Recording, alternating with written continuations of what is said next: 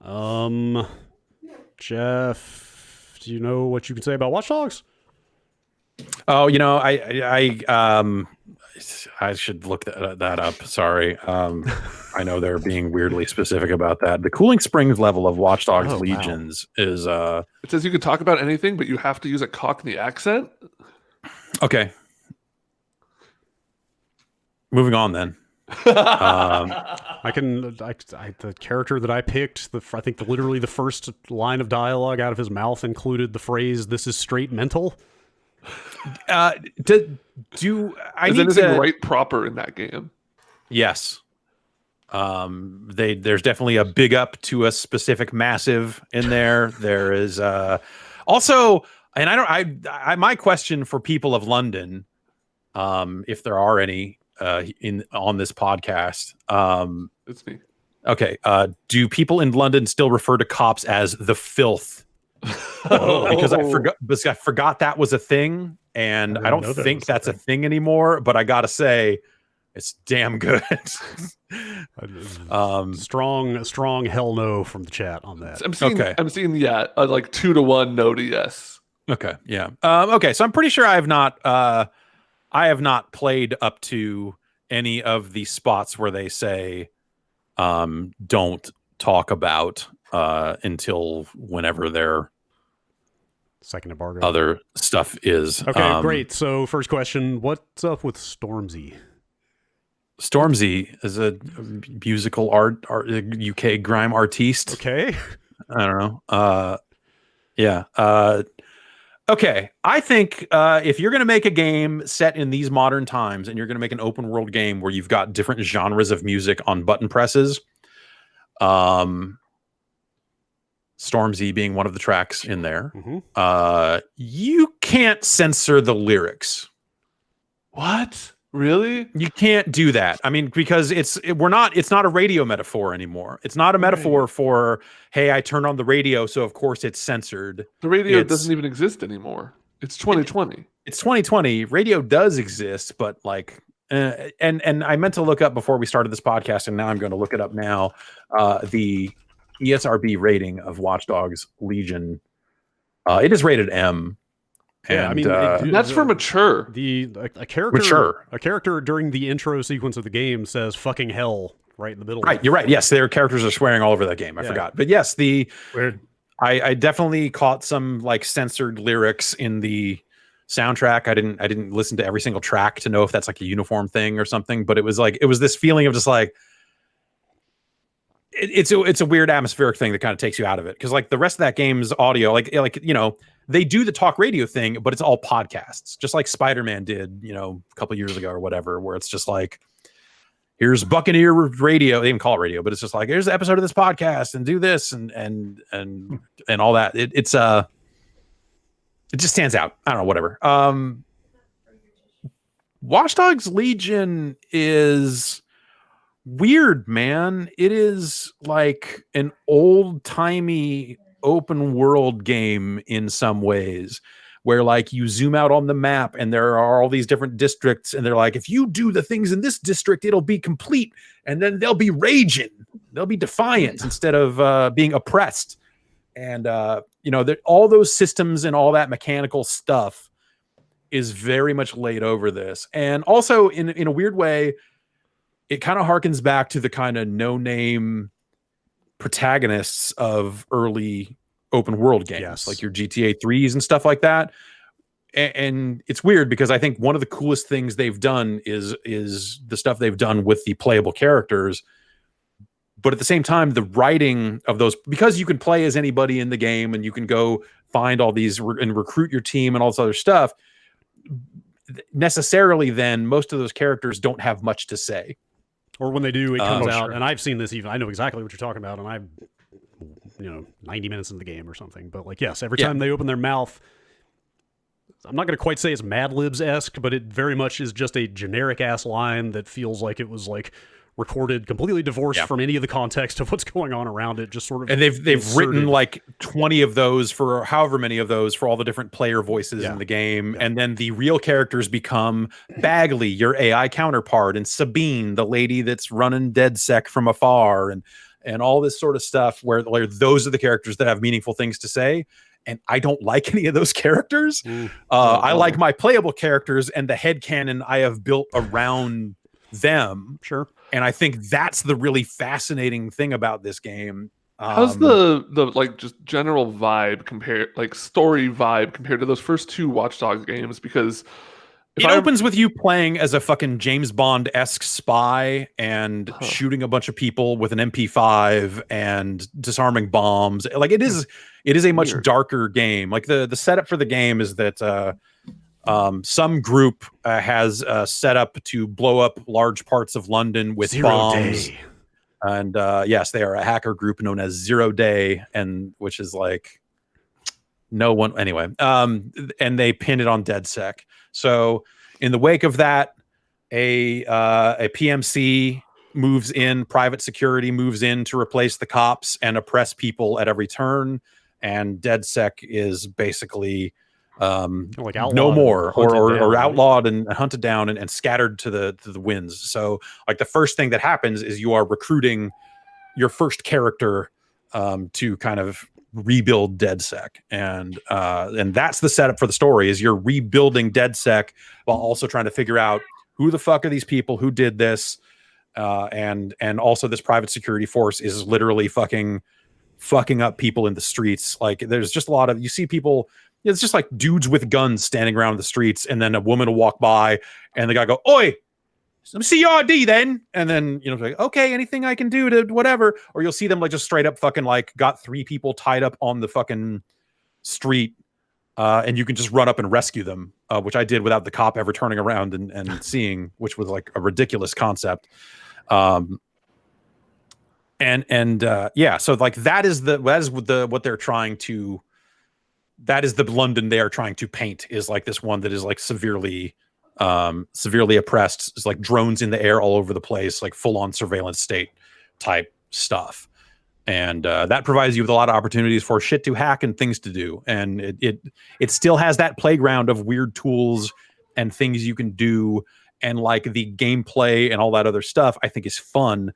But I think the setup for it is like fucking crazy dark compared to the wacky teen fun in over their heads feel of Watch Dogs 2. Right, because I didn't play through 2. I played like, I don't know, 8 hours or so, but the vibe was definitely like, this is a serious threat, but like this is like an 80s movie where it's like, right, yes, the bad guy has a bad plan, but like you don't acknowledge how fucked up everything is. You're just there to like have fun and beat him. And like that game like stars like the kids from the local teen center, Yeah. Exactly. The idea of a dude with like an LED mask that has like smiley faces and emojis and shit on it in this game, from what I've seen of it, is like very out of place. But it has like a lot of clothing options and stuff that do add like AR halos and just like goofy shit. But it doesn't seem like anybody's necessarily having fun. Like things suck a lot. Things suck a lot in this version of London. Yeah. I don't know if things suck a lot in real London these days, but I can't speak to that. So maybe it's just real. But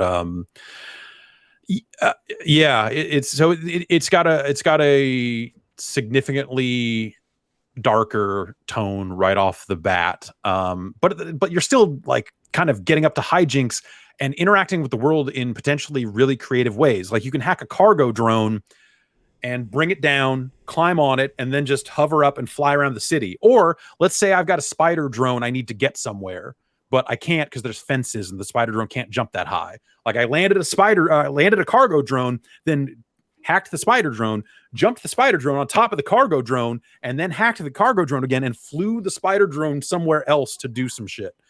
Which seemed like it was probably way more than I needed to do to solve that particular thing, but you can do it. And it feels like you can take an open approach to a lot of the, not a lot, but some of the different goals, whether that's it, but oftentimes that boils down to, do you have a spider drone? Yes or no? Because if you do, there are grates you can get through. And if it's up high on top of a building, can you get a cargo drone? Yes or no? And for different playable characters, that will be a different answer potentially, because each character comes with traits. Most of them are positive in your favor, but you'll find there's one that's just like spontaneously dies. Like, huh. Well, I don't think I'm going to recruit this person. So they can end up with multiple traits. Like they have you pick Yes. like a starting playable character at the beginning out of like, I don't know, a dozen possibilities or something. And like all those starting characters just have one trait each, but I assume that starts like stacking up or something. You get characters that have 4 traits. Okay. In some cases, and those can be things like they've got a loyalty card, so they get, but like the upshot is they get a discount on clothing, or they this person has their own car, so you can summon the vehicle with them. I saw that, which like it's full on GTA. There's cars everywhere, you know. Like, Yeah, you don't really need a car. Yeah. And or in some cases, like this guy's got an MP5. Whoa. Like there's like a weird. It's weird. What's your like, special skill you're going to bring to the resistance? I got a gun. Oh, a gun, mate. Are you in? I saw some of them. All right, come on, man. Some of them are like sort of team buffs, like your team stays in the hospital less time or stays locked up for less time or something like that. Yeah. So the game defaults to permadeath off, which means if you get like hurt real bad, you are just in the hospital for like half an hour of game time, or if you get arrested by the cops, it's like a half an hour of game time. And you could do things like recruit a lawyer to help get your guys out of jail faster if you've got a barrister on your team, you know, and those sorts of things. So there's just a lot of neat ideas around that sort of stuff, and I think that's cool.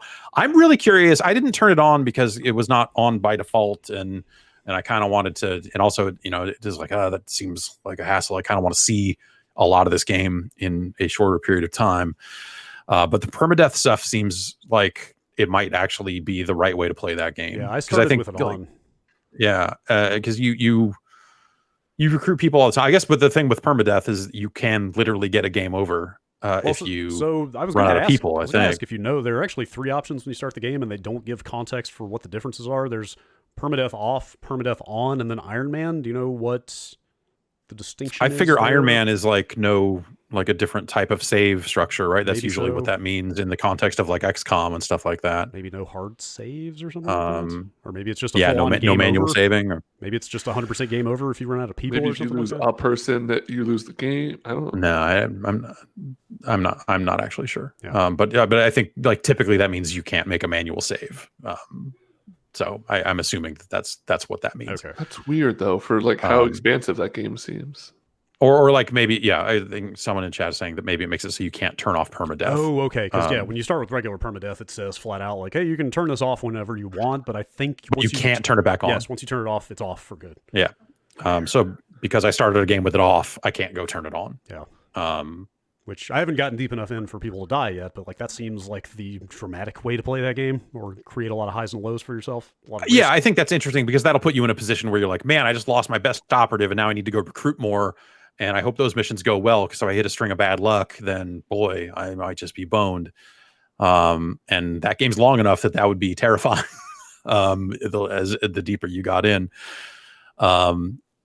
And yeah, so yeah, you'll find you'll be able to recruit characters that have more traits and more traits at a time. And so you have like, oh, this person has their own drone, so you can just kind of pull it out whenever and fly around, or like a missile drone or whatever. And those different traits are interesting because it'll be like, oh, I get faster hack cooldowns, and so you can do things like disrupt someone's AR visor or their cell phone or something, and like that's the way you play this game. Is you skulk into an area, you hit LB to make someone's phone ring, and then you run up and choke them out. And then you move on and do it again, but that's on a cooldown. So if you have someone with faster hacking, that cooldown is going to resolve itself faster, so you can make the next person's cell phone ring. You think it's viable to play it as just a combat game if you have people that are just good in shooting and melee? Could you just kind of punch and shoot your way through the game, or is it not tuned that way? I have punched the shit out of large groups of people in that game. And so the game does try to. They don't want you to kill people in the game, but they sure give you a lot of different ways to kill people in the game. Like a guy with an MP5. Like a guy with an MP5. But like in terms of like the dead sec weapons, they are all like, it's a non-lethal SMG. What is that? It shoots a different ammo. You know, they make non-lethal guns, rubber bullets and whatnot. If you shot a guy with enough of those, he would stop fighting back eventually. So that's the basic idea. It's like, yeah, you could kind of go in there guns blazing, and I have shot down drones and all that sort of stuff. But I think they say like, hey, DedSec doesn't kill people, and also as a further incentive beyond the idea that you are supposed to be the good guys, if you escalate to guns, they will respond in kind. So if you don't want to get shot, don't shoot. Don't start none. Generally Won't be speaking, none. yeah. But some people you're fighting will eventually go, "What the fuck?" and pull out a gun. Like as you're like knocking out 3 people in front of them, eventually they go like, "I have a fucking rifle," and they will just pull it on you. And then you have some time to maybe try to focus on them and knock them out before they just gun you down. Have you ever seen any instances? They implied this might be possible when I saw this at E3 last year. What is time? I don't remember when the fuck that was. But, when I got like the pitch from the developers of the game, they kind of implied that people that you mix it up with, you might be able to change their minds somehow. You might be able to like essentially recruit people that you're fighting in some ways. And they talked about like, guards might end up in the hospital, and then you might be able to kind of run into them again later after you put them there and like talk them down and like convince them. I just unlocked that stuff and haven't used it yet. So what that is so you find points spread around the world, tech points, and you can spend those as you see fit on it's not even tech tree. It's just like a list of abilities. And so that's where I got an AR cloak that lets me just turn invisible for a handful of seconds, which makes it, they don't even have to make their cell phone ring. I can just turn invisible, walk over and choke them out. But that's on a longer cooldown. The stealth is actually not difficult. Like the cell phone and AR cloak stuff is neat, but generally I've just been like waiting around a corner and then going like, oh, and walking around and choking them out. Are any of those abilities universal, or do they all unlock like per character? The abilities are all universal. Oh, interesting. So when you unlock an AR cloak, you can equip that on your entire team. I'm now using a spider drone because I want to be able to crawl through those grates and get some of those, tech point pickups, because sometimes they're hidden away in grates. And that spider drone can actually do takedowns on enemies too, which makes them crawl up the guy and attach to the face like a face hugger and shock them to the ground. Yeah. Which is kind of fucked up. Gosh, what else? So I got the ability to AR shroud enemies I have knocked out, which is like kind of a cool effect. Like you knock a guy out and then it just automatically makes them blend into the background and appear kind of, like cloaked people do in video games. Like you can still see the outline a little bit, and that hides them from enemies that would find them and raise an alarm or something like that. And that's kind of a fun one. But there's one in there called like deep profiling. And basically when you start the game, you can recruit anyone who is neutral about DedSec or positive about DedSec. And they'll all have like a recruitment mission that you go on that's like, oh, I spent all this money helping my friend, and then the local mob raised the price of the drugs I'm using to keep him alive. And what am I going to do? And you're like, well, I'm going to go steal an ambulance for you full of drugs. And then you'll join DedSec because we're cool, right, mate? And then he'll go, yeah. But, enemy like guards, it's exactly like that. Enemy guards that work for the PMC or the local gangs and stuff like that, they are not just going to let you walk up and go, what do I got to do to make you join up? So this deep profiler is going to be the thing that unlocks like their schedule of what they're doing. And so you can look for holes. Okay. That is the you stuff can look for holes in their schedule to maybe exploit it. And I think that's where the recruitment stuff and the kind of procedurally generated stuff probably starts to shine. That's where you get into the stuff they talked about where it's like, oh, if these people were on a schedule where they went to go eat every day and then someone got murdered, so now they just go to the cemetery instead, and like those sorts of occasionally grim things. That stuff sounds fun. Like that sounds more interesting to me, and I'm not deep into the game, but the little bit I've seen of story missions in this game at preview events and so forth, like that dynamic stuff and like tracking the agents moving around the game and all the systems interlocking sounds kind of more interesting to me than doing the actual story missions. Yeah. I think I might agree with that. The story missions, like the third mission or something, like pretty early on in the game, you're basically like going into a police station. It's like, all right, it's weird, man. Like so I don't know. The intrigue around the main story itself has been somewhat interesting so far, but I think watching the way the systems revolve and interact with each other seems like it'll be the fascinating thing that game does. But I think like tonally it's fucking crazy, right? Like it is a game about using a bunch of non-lethal weaponry in a world where we know that non-lethal weaponry sometimes isn't non-lethal. It's, it doesn't jive well with where we're at as a society in a lot of ways. And a lot of that stuff does sort of stand out.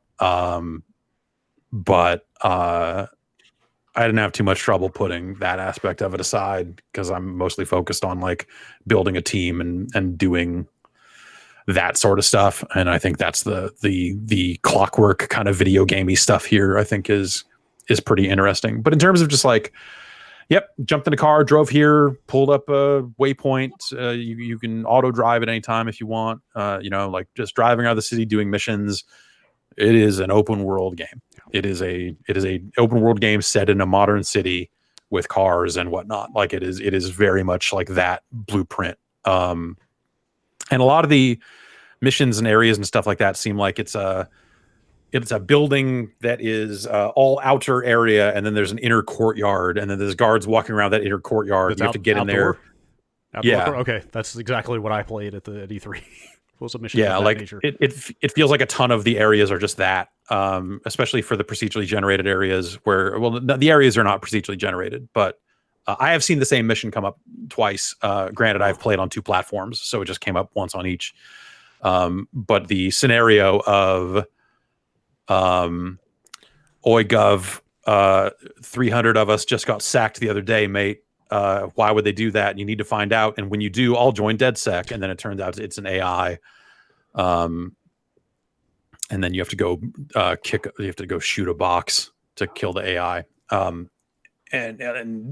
so I've seen that twice, but like different accents of characters on both ends of it, and stuff like that. So yeah, it's there's some really cool ideas in the middle of that thing, but it feels like it is surrounded by a lot of very old open world game trappings, like pre-Assassin's Creed. Like I'm talking about like the GTA Saints Row era of you driving these cars around and doing stuff, committing crimes and whatnot, but with the layering of hacking a drone and doing this and doing that, and the interlocking of cargo drones and different drones and lethal and non-lethal and all that sort of stuff. So potentially interesting. Like I really wasn't feeling it for the first hour or so, and then as I stuck with it a little bit more, I kind of got into more of just the team building aspect of it. It's always fun to recruit a team. Yeah, I think you're gonna stick with it. I definitely want to play more of it. I'm very curious to see how it looks on modern consoles. What do you mean modern consoles, Jeff? I mean the ones that are about to come out, because Watchdogs is only coming out on old consoles this week, right? And this is out in 2 days, right? Yeah, this is out this week, and then so I want to see what it looks like there, because it did not run great on an Xbox One X. Ooh. And also it did not run great on PC. This PC anyway. It has the most one of the more specific benchmark. It's a really good benchmark. It's a really good benchmark. Surprising. And so I spent a lot of time in the benchmark stuff, but like I had to, because the benchmark was running at 18 frames a second. And then I was like, well, that's not going to fly. And then going like, okay, well, I guess I need to turn ray tracing all the way off. And it's saying like, okay, it'll say as you turn them up and down, like this is going to be a major CPU hit. This will be a minor GPU hit, minor, so basically the weak link on this thing is the CPU. Yeah. And so it basically said like, hey, this 6700K you got is garbage. And I was like, damn. So I played it on this Alienware that has a much faster CPU in it. But a 2080 Super instead of a 2080 Ti. And even that took I could not run this on max settings. I had to turn quite a bit down and futz around with DLSS and run that benchmark over and over again. I do. Yeah. I have it set to balance. Balance is what I'm using. Yeah, that should actually help performance if you find dial in the right mode. But I could not dial in acceptable settings on like my main my main older gaming PC. Yeah, I have a 7700K, which is practically the same as yours, and it also told me that my CPU sucks. I think this might be the experience that has convinced me it's time. It is, yeah. Like Watchdogs Legion may be the game that says it's time to maybe go invest in new computer stuff. Because like the interesting thing, well, the weird thing about the benchmark is it's set like in a mostly indoor area flying through it. But most of the issues that I've had with the frame rate have been out in the open world driving around. Like those kind of larger areas have not looked great frame rate wise. But I turned down reflection. I think I set the ray tracing down to its lowest setting, medium, or whatever isn't fully off. You can turn it all the way off, obviously. And then I think I had to turn down. Oh, you know what? I'm running it at 1080. That was actually the thing I did, is I'm not running it because I have it hooked up to this 4K TV, and it was just like, fuck no. And so busting it down to 1080, because that's usually how we end up capturing most stuff anyway for the site, is just like that obviously helped quite a bit. Yeah. And someone just said probably needs a day one patch. I can confirm this is running their day one patch. They sent that out early to us for those purposes. Yeah. So I assume there will be a day 5, but they will potentially do some more work with it. I think even the I ran into some issues with the Xbox version of the game stability wise that I don't know if that will end up being the full experience that people have, but they did say that their day one patch had already been rolled out and applied. So so we will see on that one. I am very excited to see the benchmarks from hardware sites on those new AMD chips, which should be soon. Oh, sure. Yeah, for sure. I had been thinking about it already, and having that benchmark just straight up, you can go over to the impact tab of the benchmark, and it just says like, here's your problem. It's your fucking CPU. And you're like, fuck.